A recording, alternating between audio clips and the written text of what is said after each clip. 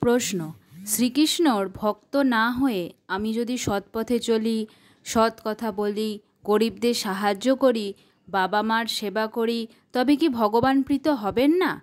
এভাবে কি ভগবানের কাছে আমি ফিরে যেতে পারবো না? এর উত্তর হল, সমস্ত কর্ম কৃষ্ণ ভক্তির অনুকূলে পরিচালিত করা হলে কৃষ্ণপ্রীতি সাধিত হয়। কৃষ্ণভক্ত না হলে কি করে কৃষ্ণপ্রীত হবেন? কৃষ্ণভক্ত না হয়ে কৃষ্ণের কাছে ফিরে যাওয়ার বাসনা নিষ্ফল হয়। বরং কৃষ্ণভক্ত হয়ে গরিবদের সাহায্য করো, বাবা মার সেবা করো, তাতে দোষ নেই।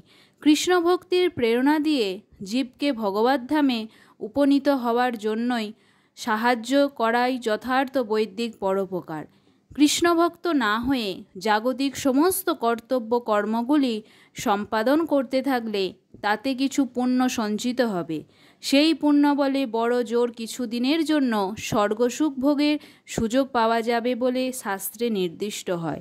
কিন্তু জড় সংসারের অতীত সচ্চিদ আনন্দময় ভগবদ্ধামে কখনো পৌঁছানো যাবে না। জয় শ্রীকৃষ্ণ।